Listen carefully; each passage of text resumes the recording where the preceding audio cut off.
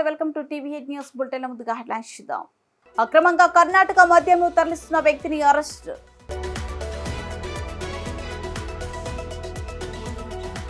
నుజెండ్ల మండలంలో ఎన్నికల ప్రచారంలో జీవి ఆంజనేయులు, మాజీ శాసనసభ్యులు మక్కిన మల్లికార్జునరావు. పోలవరంలో పవన్ కళ్యాణ్ ప్రభంజనం, చిర్రి బాలరాజు గెలుపు ఖాయం. చీకటి మానిపల్లిలో ఎన్నికల ప్రచారంలో పాల్గొన్న బిఎస్ మక్బూల్ అహ్మద్. రాయదుర్గం పట్టణంలో జోరుగా ఊపందుకున్న ఎన్నికల ప్రచారం. పుట్టపర్తి నియోజకవర్గం ప్రచార హోరులో పార్టీలు ఎవరి బలగం ఎంత? సత్యసాయి జిల్లా కదిరి నియోజకవర్గం తనకలు మండలం పెద్దపల్లి గ్రామ శివారిలో పక్కగా రాబడిన సమాచారం మేరకు తనకలు మండలంలో అక్రమ కర్ణాటక మద్యం గురించి పెద్దపల్లి దగ్గర మంగళవారం ఉదయం 9 గంటల సమయంలో అక్రమంగా కర్ణాటక మద్యాన్ని సరఫరా చేస్తున్న మను తండ్రి శ్రీనివాస వెంకటరెడ్డిపల్లి గ్రామ చాకవేలు పోస్ట్ భాగ్యపల్లి తాలూకా చిక్బల్లాపూర్ జిల్లా కర్ణాటక రాష్ట్రం మద్యం తరలించుటకు ఉపయోగించిన బండి నంబర్ AP 39HM 8025 బజాజ్ కంపెనీకి చెందిన Pulsar motorcycle Tanakallu excise Dharanibabu మరియు పోలీసులు స్వాధీనపరుచుకుని ఆ వ్యక్తిని అరెస్ట్ చేసి సదరు ముద్దాయిలపై కేసు నమోదు చేశారు. ఈ కార్యక్రమంలో SI Dharanibabu, CI Venkateswarlu, head constable Goud Venkatesh Narayana Swamy పాల్గొన్నారు.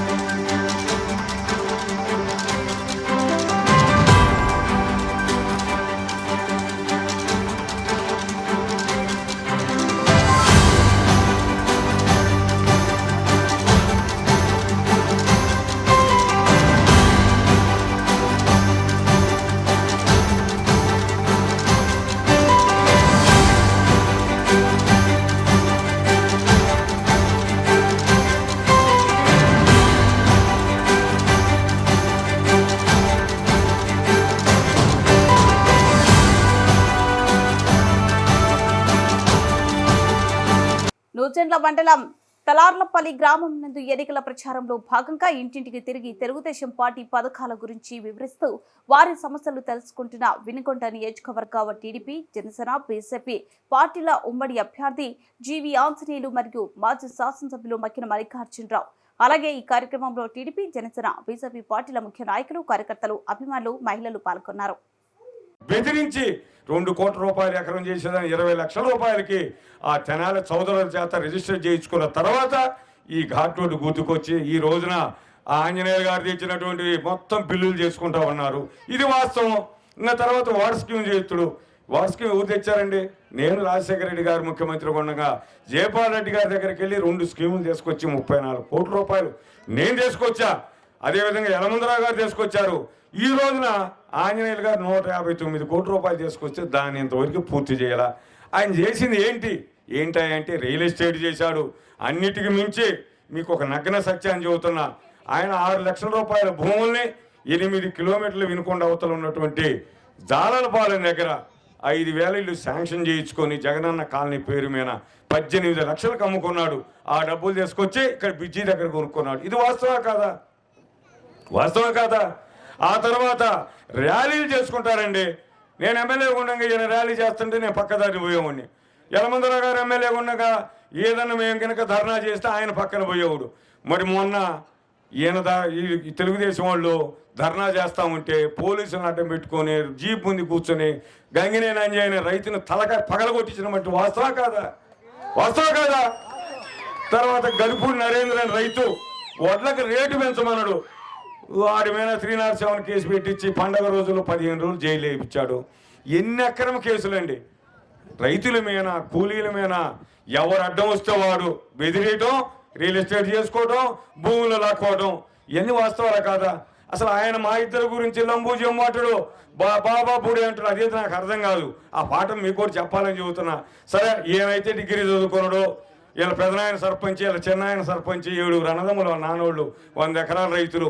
నా గురించి కూడా తెలుసుగా, నేను పుట్టే వరకు మా అయ్య సర్పంచ్, తర్వాత నేను సర్పంచ్ చేసిన మేము కూడా 30 ఎకరాల రైతులం.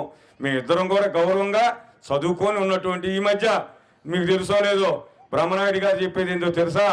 ఆయన సరస్వతీదేవిని కూడా మోసం చేశాడు. 2009-14లో నేను డిగ్రీ చదివానని అఫిడవిట్ ఇచ్చారు. ఈరోజు ఏం చెప్తున్నాడు? నేను ఏలుపుత్రని చెబుతుడు.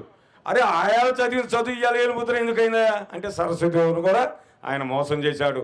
అయితే ఇంకో కొత్త విషయం, ఆయన పుణ్యాన్ని ఈ మధ్య కాలంలో నేను కూడా డిగ్రీ సంపాదించా. అయితే నేనైతే కష్టపడి రాసి డిగ్రీ సంపాదించుకున్నా దూర విద్య ద్వారా. ఆంజనేయులు గారి పాపం చిన్నప్పటి నుంచి కష్టపడి సంపాదించి, నేను ఇప్పుడు ఒకటే అడుగుతున్నా, నీ డిగ్రీ తీసుకురా, ఆంజనేయులు గారిది నాకు చేసుకొస్తాం. మాట్లాడితే ఆంజనేయులు గారిది ఏదో ఏంటంటే అది లెక్కల పుస్తకం ఏమంటాడు, ఆయన లెక్కల పుస్తకం ఏం తెచ్చేది ఏంది? నేను అడుగుతున్నా, నువ్వు అఫిడవిట్లో వచ్చినటువంటి డిగ్రీ సర్టిఫికేట్ నువ్వు తీసుకురా, మా సర్టిఫికెట్లు మేము తీసుకొస్తాం. మా అబద్ధం అయితే మేము ఎలక్షన్ ఇచ్చి మానుకుంటాం, నీది అబద్ధం అయితే ఈ రోజు నుంచి నువ్వు చంపలేసుకొని ఎలక్షన్ ఇచ్చి మానుకొని ఇంటికి పోవాలని నేను సవాల్ చేస్తున్నా. దీనికి అంగీకరిస్తారా? రెండోది, ఎందుకంటే మా చరిత్రలు చెప్పేది మేము రైతులం. మరి ఆయన ఏంటండి, తప్పదు, నాకు మాట్లాడాలని లేదు కానీ చెప్పక తప్పదు.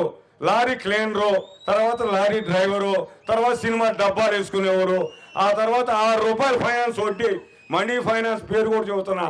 ఆ తర్వాత పాల కేంద్రాలు పెట్టాడు. మన శాతాలు. ఏలూరు జిల్లా పోలవరం నియోజకవర్గం కోయలగూడెంలో జనసేనానికి అపూర్వ స్వాగతం పలుకు వేలాదిగా తరలి వచ్చిన జనం సమూహం పోలవరం అసెంబ్లీ నియోజకవర్గ జనసేన టీడీపీ బీజేపీ ఉమ్మడి అభ్యర్థి చిర్రి బాలరాజుని గెలిపించాలని కోరుతూ జనసేన అధినేత పవన్ కళ్యాణ్ మంగళవారం నాడు ఎన్నికల ప్రచారం నిర్వహించారు. హెలికాప్టర్ ద్వారా కొయ్యలగూడెం పట్టణంలో ల్యాండ్ అయిన పవన్ కళ్యాణ్ వేలాది మంది ప్రజలతో కలిసి ర్యాలీగా సంస్థలానికి చేరుకున్నారు. వైసీపీ జగన్ రాక్షస పాలనకు చరమగీతం పాడతామని, ఏపీలో ఎన్డీఏ కూటమిని గెలిపించుకుందామని పవన్ కళ్యాణ్ పిలుపునిచ్చారు. పోలవరం నిర్వాసితులకు 100% న్యాయం చేస్తామని హామీ ఇచ్చారు. ఈ కార్యక్రమంలో పోలవరం నియోజకవర్గంతో పాటుగా పక్క నియోజకవర్గాల నుంచి కూడా వేలాదిగా తరలివచ్చిన జన సైనికులు, వీర మహిళలు, టీడీపీ బీజేపీ నాయకులు, కార్యకర్తలు వేలాదిగా పాల్గొన్నారు.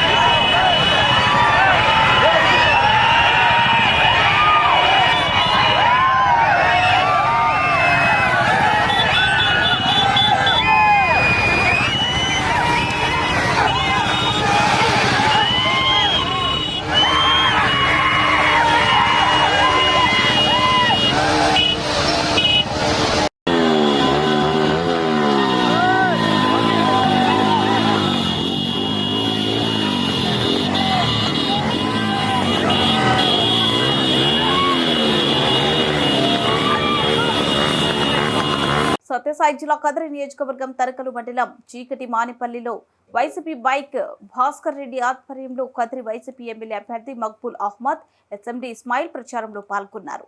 వారు గడప గడపకు వెళ్లి ఫ్యాన్ గుర్తుకు ఓటు వేయాలని, ప్రజలందరికీ సంక్షేమ పథకాలు ఉండాలంటే మన రాష్ట్రానికి సీఎంగా మళ్లీ మన జగనన్నని ముఖ్యమంత్రి చేసుకోవాలని ప్రజలకు వివరిస్తున్నారు. ఈ కార్యక్రమంలో వైసీపీ ఎమ్మెల్యే అభ్యర్థి మక్బూల్ అహ్మద్ మాట్లాడుతూ, రాష్ట్రంలో ప్రతి ఇంటికి సంక్షేమాన్ని పరిచయం చేసిన ఏకైక ముఖ్యమంత్రి ఉన్నారంటే అది ఒక జగన్మోహన్ రెడ్డి. గ్రామ సచివాలయం ద్వారా స్వరాజ్యాన్ని నెలకొల్పినటువంటి చరిత్ర జగన్మోహన్ రెడ్డి అని, కావున ప్రతి ఒక్కరూ వచ్చే ఎన్నికల్లో తనకలు మండల నాయకులు కార్యకర్తలు కష్టపడి పనిచేసి మళ్ళీ రెండోసారి జగన్మోహన్ రెడ్డిని గెలిపించుకోవాలని కోరారు.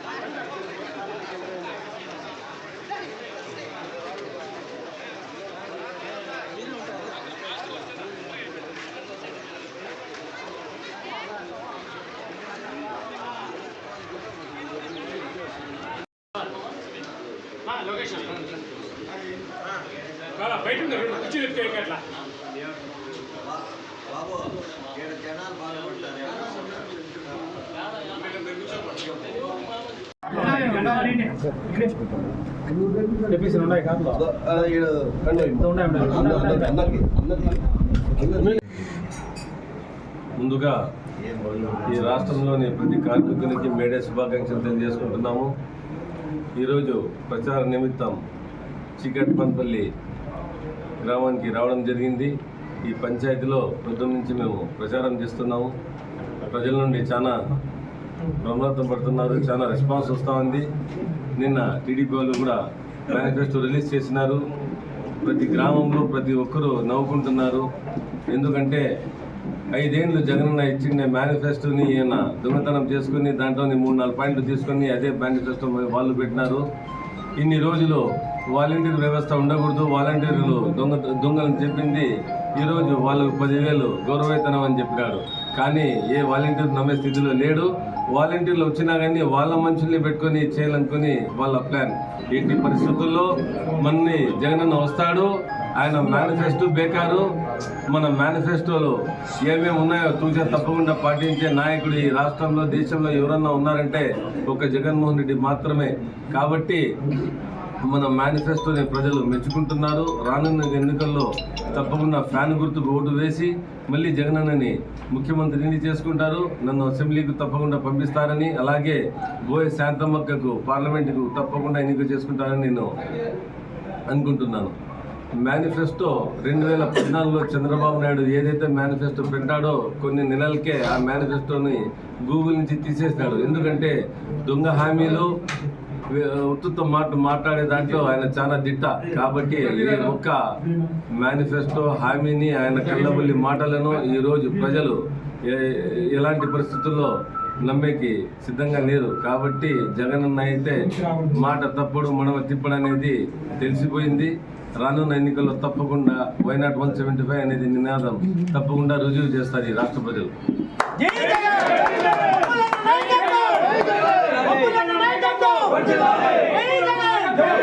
రాయదుర్గం పట్టణంలో 11వ వార్డులో ఎన్నికల ప్రచార కార్యక్రమంలో భాగంగా వైఎస్ఆర్సీపీ శ్రేణులు, నాయకులు, కార్యకర్తలు రాయదుర్గం వైఎస్ఆర్సీపీ ఎమ్మెల్యే అభ్యర్థి మెట్టు గోవిందరెడ్డికి ఘన స్వాగతం పలికారు. జగనన్న అందించిన సంక్షేమ పథకాలు ఇంటింటికి చేరడంతో ప్రజలు తమ అభిమానాన్ని చాటుకుంటున్నారు. ఇంటింటికి వెళ్లి జగనన్న ప్రభుత్వంలో అందించిన సంక్షేమ పథకాలను మెట్టు గోవిందరెడ్డి వివరించారు. అవ్వతాతలను, ప్రజలను ఆప్యాయంగా పలకరించి రానున్న ఎన్నికల్లో ఫ్యాన్ గుర్తుకు ఓటు వేసి మళ్లీ వైఎస్ జగన్మోహన్ రెడ్డిని ముఖ్యమంత్రిని చేసుకుంటేనే ఇలాంటి గొప్ప పథకాలు అందుతాయని స్థానిక ప్రజలకు మెట్టు గోవిందరెడ్డి తెలిపారు.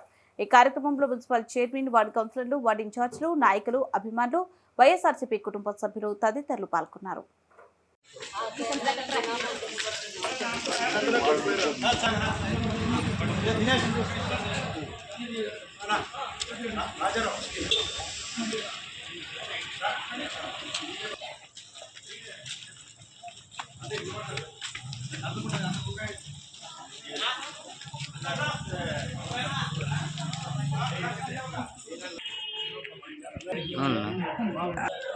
బాగా ఇలా సెంటర్కి వచ్చేటప్పుడు బాగుండాలి. అట్లా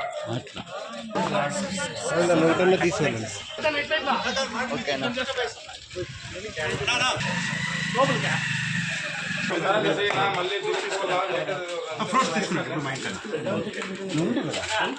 అదే చూడండి ఇల్లు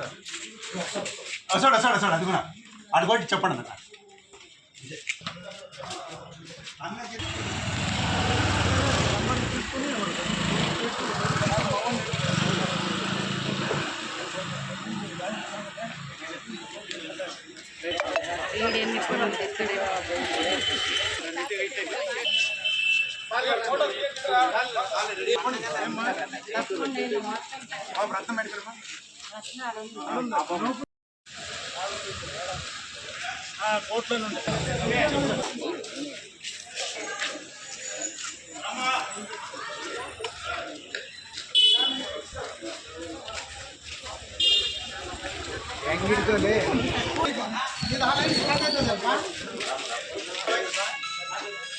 ఉన్నట్టు లేరు ఇది కూడా లేరలా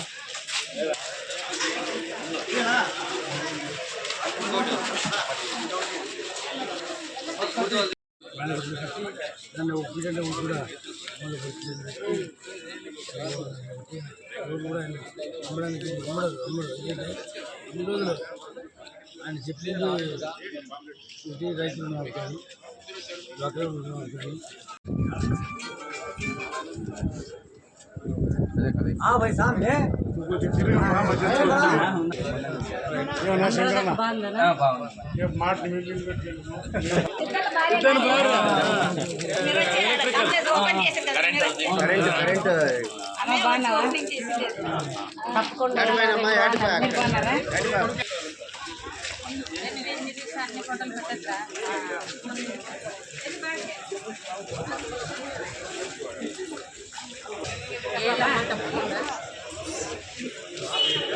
ప్రస్తుత స్థానిక ఎన్నికల తరుణంలో పుట్టపర్తి నియోజకవర్గం ప్రచారాల హోరులో పార్టీలు వైఎస్ఆర్సీపీ పార్టీ అభ్యర్థి తరపున అభ్యర్థితో పాటు సత్యమణి తనేడు బామర్ది ప్రచారంలో హోరెత్తిస్తుంటే వైఎస్ఆర్సీపీ నాయకులు కార్యకర్తలు మరోవైపు ప్రచారం కొనసాగిస్తూ ఓటర్లను ప్రాధేయపడుతూ ప్రచారం కొనసాగిస్తున్నారు. అదేవిధంగా టీడీపీ కూటమి పార్టీ అభ్యర్థి తరపున అభ్యర్థితో పాటు భర్త మామ ఒక్కొక్క చోట ప్రచారం కొనసాగిస్తూ ఉంటే టీడీపీ కూటమి నాయకులు కార్యకర్తలు మరోవైపు ప్రచారం నిర్వహిస్తూ ఓటర్లను ప్రభావితం చేస్తూ కొనసాగిస్తున్నారు. శ్రీ సత్యసాయి జిల్లా పుట్టపర్తి నియోజకవర్గం అసెంబ్లీ అభ్యర్థుల బలం పలకం ఎంత మే నెల 13వ తేదీన జరిగే ఎన్నికల పర్వంలో తెలియాల్సిందే.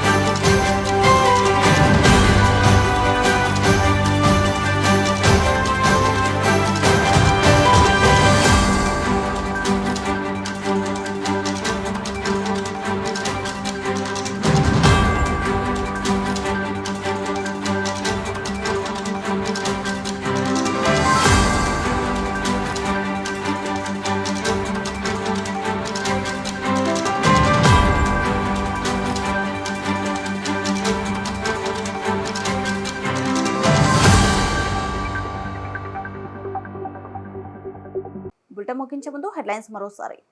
అక్రమంగా కర్ణాటక మద్యంను తరలిస్తున్న వ్యక్తిని అరెస్ట్.